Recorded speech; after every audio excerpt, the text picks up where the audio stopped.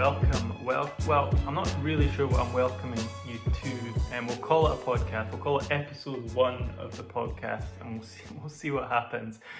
So this started. We shared a little bit of our testimony on the virtual living room church services, and we were just amazed how little you can pack into 5 minutes. So we thought we'd maybe try expanding on it and chatting through some of the stories, some of the issues that we've been through in our lives, and how God has worked in those, most importantly. We were really encouraged by one of the things that really encouraged us to do it was a message I think that you got from our dear friend Francis Tellis. That's right. So after the first one that we shared, Amanda got a text, and it was just how they similar experiences, and I think she just said she could relate to. Yeah, so we thought, well, even if just 1 or 2 people are relating to what we say, especially in this time when we're not together, why not give it a go? So here we are. Yeah. So let's start from the beginning. We give a bit of introduction of who we are. So you are Amanda. Tell us a little bit about your background. Married to John. Married to me. Tell us a little bit about your background, and then I'll share a bit about me. Okay, so I was born in Germany and lived there until I was 15, at which point my parents divorced and we moved to Scotland, which is why I live here now. Okay, so I was born in Scotland, spent a little bit of time in Zambia, as my dad was a minister, a missionary there in a church, and then moved to Peterhead when I was 10, after being in Glasgow for a little bit as well. So yeah, I came from a really, as you can expect, my dad was a minister, so Christian upbringing, really strong. Uncle's a minister, other uncles a deacon in the church. So I didn't really have any Christian. So you didn't have any Christian influence, certainly at a young age. So that's a big difference, I think, between the two of us. So what started the kind of, how did Christianity start in your family? So my mum became a Christian when I was about 11, at which point we started going to church. And how did what was her story briefly? How she became a Christian through her sister. I think her sister used to send her Bibles and who was in Indonesia at the time or something like that? I'm not sure, to be honest, but yeah. my mum's sister, my aunt became a Christian in Indonesia through a small Bible study group there that evangelized her. And then she started sending Bibles to my mom and also her brother. Okay, cool. So you were about 10 or something, is that when your mum became a Christian? So that's when you started? That's when we started going to a church. Cool. And so you're taken to church by your mum. What made you make a decision? I always had a kind of fear of death when I was growing up, just always worried about that, and worried about what the worst thing that could happen to me in life. And that made me realize, when we started going to church, I heard about Jesus who conquered death. And I heard about sin, the teaching of sin, that we need to repent of our own sin, and that struck a chord with me. I realized, I was nowhere good enough to go to heaven, and I surely didn't want to die and go to hell. So I realized I needed Jesus in my life to pay for the things. I went to the front, as they would say, at a theatre scene, or how do you say? I can't think of the word right now. I don't know. A play. Oh, right, okay, a play. A play. So, right, okay, yeah. Okay, cool. Which really depicted that moment when you die and what happens. Okay. And you either God had you in the book of life, or your name wasn't in it, and that really challenged you. With me, yeah. Cool. I always believed that there was a God. I always believed there was a creator. I think I always wanted to become a Christian deep down. I just probably wasn't. I didn't know how to get to go about that. And you would hear the gospel, but really I thought I was a good person, and I guess I was in most people's eyes a good kid. I did all the right things. I did well at school. I was just I was pastor's son, So but yeah, I knew I came to a realization that's not enough, and that I despite being a good kid, so to say, that you needed, that was still sinful, and even then I had pride, like there was even at that young age so many failings, and I knew that I needed Jesus. I needed to be forgiven. So yeah, that's where my journey started. That's interesting, because obviously you've got two younger brothers who aren't Christians, and yeah, I mean, they're not Christians. I wouldn't want to say too much about where they are just now, and what their views are. But yeah, they've not made that decision. They don't follow Christ. And yes, it's interesting because people, I think, sometimes assume that because I've become a Christian just because my parents are Christians, and that's slightly irritating, I think, for me on occasions. And I think, yeah, it's been brilliant. I've had that Christian influence, but that's not enough. It's not just being part of a Christian home. No. It's not about going to church. It's so much more than that. And yeah, God's made that clear to me, which is great. Yeah. So you would have started going to church in Germany. I don't know much about church in Germany. I think it seems quite a dark place spiritually. Yeah, I don't know much about church myself in Germany. I can tell you about the church we went to, which was a small evangelical church. It had about 60 members. Okay. The youth group was very small. There was, one or two other people my age, some older and some younger than me. But it wasn't a place where, there was a vibrant youth group or lots of members. It was, it was quite a small church. And would you be singing? Stupid question, but are you singing? What songs are you singing? Are you singing in English and German? Well, in the main service we just sing in German, but then the youth group tries to be a bit edgy, so we seriously sang some English songs. So moving to Aberdeen must have been tough. It 15 was. years old. Yeah, it was a difficult time to move age-wise, because at school friendships will have formed, and obviously the circumstances of the divorce were quite hurtful. We moved away from my dad, and it was a tricky time. But thankfully God provided an amazing church for us, which had a vibrant youth group, Deeside Christian Fellowship. Yeah, lots good of church. members. Really good church, brilliant Bible teaching. They did things like youth weekends away, which was actually a time when my faith really grew through the teaching. We had a weekend away about what we live for, what our purpose in life was, what purpose in life is, and finding out that we live to glorify God, and knowing that we have something to live for was something that really clicked with me. That's brilliant. So you're learning a lot despite your circumstances in many ways, learning new language, fitting in. You're learning a lot about your faith, so that's brilliant. I think for me, I probably went the opposite way. I struggled because I didn't really have that youth group. I was probably more like your situation in Germany. There were some Christians in the school, and it's probably more my fault than the church or anybody else's, that I didn't kind of connect more with them. But I drifted a little bit towards 5th and 6th year. So university definitely came at the right time, almost like a clean slate, and I was able to meet Christians who were on fire for God, young Christians who knew so much about the Bible, loved God, loved Jesus, and we're just, it was great to be around that I'd never experienced. It's amazing that God pulled you back at that time, because I guess, if you weren't connected before that, you could have easily, at university, you've got your freedom, there's loads of sort of temptations around. Yeah, I know, and I think Freshers Week, I was like, right, I'm going to go to the CU, and God kept me there. And some decisions were deliberate and others weren't, but God kept me on the right path, or brought me back onto the right path. So it's encouraging to look back on things like that, where I definitely was 5th and 6th year wasn't the best spiritually for me, I would say.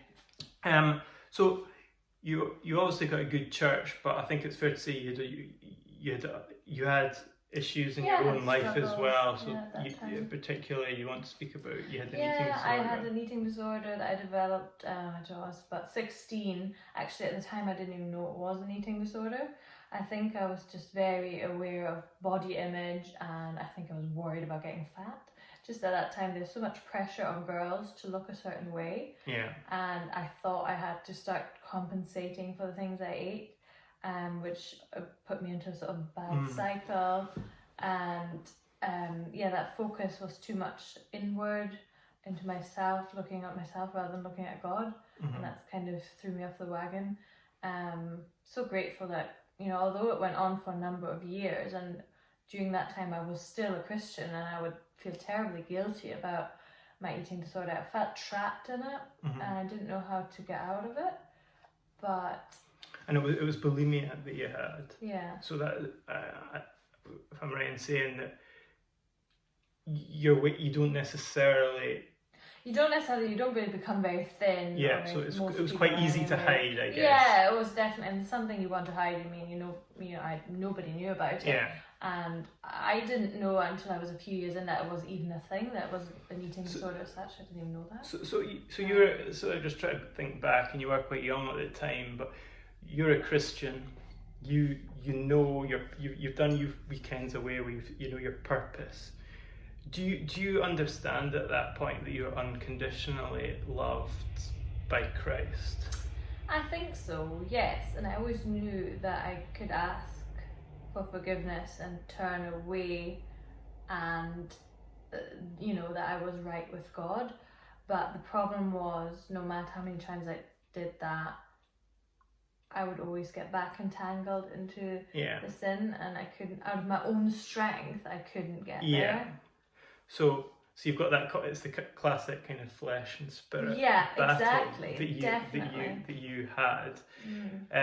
So how you are healed now. Yeah. So how do you think that, how did God heal you from that? It was definitely a process.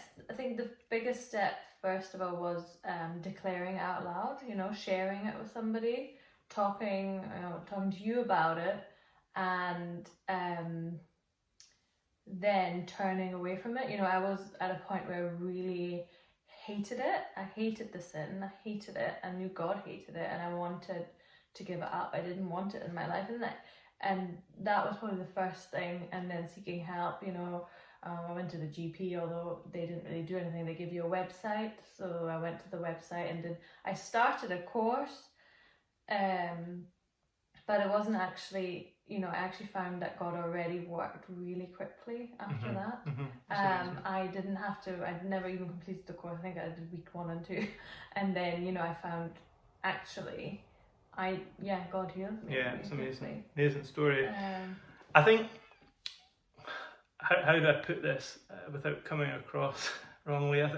I'll try. Obviously, I'm your husband, so but even trying. So I'm pretty subjective about this, but even trying to be objective about this, you're a very pretty, good-looking girl. So I think. Thanks. But I think it is potentially difficult for some people to see. It's just like, how can somebody like you have issues with their image? For a lot of people, and for me, I guess, it's like, why? Because on the face of it, you're a very good-looking person. Why is that? So, I would say that about other people, but not about myself. Yeah. So, but I mean, we see it all the time. We see it with models. We see it with actresses. Celebrities. So it's obviously a thing. But why do you think that is? Why is there this insecurity for people who are who shouldn't really have that? It's a good question. I think, you know, we all struggle with self-worth, or people, you know, we look for self-worth and value within us, and we don't find it. It's actually when we look to God and the Bible and the teaching that, you know what, I'm valuable not because of what I look like or anything. I'm valuable because God declared that I have value, and that's where my value comes from. And when I claim that, I don't have to worry about anything else. I don't have to worry about my ability at work or at school or the way I look. I can just rest, and you know what, I'm valuable because God says so. So it doesn't really matter what anyone else and I think that's the truth that you've got to get to. But that's you can say that in your heart, and then it's not claiming easy that for yourself and really believing it, I think. And I think I think what you said to me before is that you would have. It's almost the fear of not being what you are just now, and you hear that with people who have got loads of money, and their idol is maybe money, and then the fear is losing that, and if they did lose it, their life comes apart. And so it's just, I think for you, it's just that it's not as the most important. It's not important. Losing it as an idol is a big part of your journey, without putting words in your mouth. Thanks. Okay. So moving on from that period, so we both ended up in Edinburgh, both did law, Edinburgh University, different times, and we both went to Carrubbers, and I think safe to say we both learned a lot from our time there. Great teaching, great people, so it was a really positive experience for us there. And then we ended up getting married. Been married for 9 years. Time flies when you're having fun. Time does indeed fly. So you were involved with the living room church plant from the beginning. How did you get involved, and what were some of the early How did I get involved? I think we need to go a step back, if you don't mind. So I went to, as I've said, we went to Carrubbers. I was one of those people, which is easy to do in a big student church, is I just sat and turned up. I didn't actually get involved, which I wouldn't recommend really to anyone. But that's what I did. I guess I didn't feel, and again, it's not... quite a shy person. I am quite a shy person. I wasn't very confident. I didn't really feel there was a particular area that I was needed. I guess you always think that in a big church, or you often do. So, I wasn't very confident. But at the end of uni, I went to South Africa for 9 months, doing sports ministry in Cape Town. It was brilliant. It was an absolutely great experience. There's ups and downs, but it was good. And I think it just gave me an experience of just of real life ministry. And I came back, and I didn't want to go back to just sitting doing nothing. And I wanted to do something. Got a few guys together, and we started. And at the same time, the Wallyford church plant was kind of getting going. They had a building. The work hadn't really started yet, but it seemed like an obvious place for somebody who wanted to kind of do sport with young people, unchurched people. It seemed like a really obvious place to start. And George McCrail and David Anderson and others were really keen for the group to start the work in Wallyford. So we did, and for Fridays, every Friday for, 10 years almost, we were just working with the young people in Wallyford. And through that, I grew a love for church planting. I was also doing a lot of reading in that area, and also a love for Wallyford. I like the community, I like the people. I just saw a great need here, and then Andrew obviously got involved after that, and John Tellis and others, and it was the obvious way thing to do. It was just, that's what I was going to be doing. I was going to be involved in Wallyford, and I was going to move here, and that was it. And I think you always tell the story, and I don't even remember saying it. What story? Well, just when we started dating, I think I said, what did I? My friend used to call me, "You're going to be a Wallyford wife." So I kind of knew that if I'd marry you, I'd live in Wallyford. Yeah, I think I made... Which was fine by me, because I got involved with the youth work on Friday night. Yeah, but I think I think I liked that, because at that time, I knew what I was going to be doing. And there was no point in pretending it was going to be any other way. And I really liked that because people living in Edinburgh University, studying law, and I don't want to put Wallyford down at all, because I absolutely love it, but from the outside, it's not seen as the nicest place from a lot of people. So a lot of people would maybe turn their nose up at it, but you didn't, to your credit, and maybe you just didn't know anything about it. that was maybe it. So anyway, you did visit before you moved. So that was always a good thing about our relationship. So yeah, and it's just been involved since then, and Yeah, it's been great, ups and downs. It's just like anything, any ministry. It's been what tough. I've loved about the Living Room Church in particular, coming from Grubbers, is just being part of a smaller church. Yeah. Being able to connect, with people of all ages more easily, and just noticing if somebody's not at church, you wonder where they are, what they're up to. And as you said earlier, it's so much easier to serve and get involved. You see where the need is. And in a big church, I was the same. I didn't really get involved serving whilst I was a student at Grubbers, and you don't feel as connected. You don't have that ownership. But that's not to say to say that smaller church is better than big church. No, it's more a reflection of myself. Yeah, absolutely. But I don't want to go in the small church big. But I know what you mean. No. The community, I think, has been great, and I think we've felt the benefit of that, and I hope other people within the church have really felt the benefit of that, and will continue to. We don't want to be complacent about that, and I think we've all got a part to play. And I think I like how it's not just the pastor's responsibility for care as well. I think people realise that we're all got that responsibility, and obviously the pastors and elders do have a big responsibility in that area. That's not to say they don't, but I love how everybody kind of takes that on board as their ministry. So yeah, it's nice to be part of something like that, and shouldn't take it for granted. I think we do have to we have to speak about some of the things we've been through. Yes, we've had our ups and downs. Yeah, I've said that a few times now, but yeah, so in January 2018 we obviously had stillbirth, Seth William Dunlop, and that was a big event, sad event for us.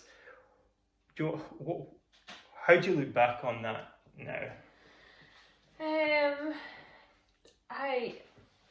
It's a good question. I mean, I still live with it every day. I still think of Seth every day, or I would say at least most days, in a small way, not in a big tragic way I'm going to cry, but in a, it's sometimes more sad than others, but generally I'll always, I miss him, and it's something that's going to continue. But at the same time, I can see so many ways that God worked through that time. Yeah. Obviously, the Bible does say that we will suffer in certain ways, and suffering is different for every single person. You can't really compare it. But it was a time when we both drew close to God. Yeah. And rather than walking away from our faith in time of need, we ran towards God, and He was there, and that and closer than ever, and that was a real comfort. So definitely feel like through that experience, I know God in a deeper way. I think God really worked. I see the way that God worked through you, in that if you read about stillbirth and you read about what a lot of people's reactions are, a lot of people naturally really blame themselves when nearly all the time it is, in fact, pretty much all the time it's not their fault, but it's a natural reaction for the mother. And I think something I did as well. You did to start with, and that was my big fear, that would kind of really affect you long term. And thankfully, and through God's grace, you moved on from that very quickly. I think that was God really, because when you do read, because I've read it about others, it's just that doesn't happen very often. So I think God was really gracious in that sense. Yes. So yeah, I mean, for me, I had a pretty easy life, and that was the first thing. Yeah, I'd had some things in my life that were ups and that were tough, but really that was the real first thing in my life that was hard to deal with. That was real suffering, and in some, how do I put this? But it's nice to have suffering in some ways, because you don't know how you're going to react. And I think God really worked through us and helped us through that situation.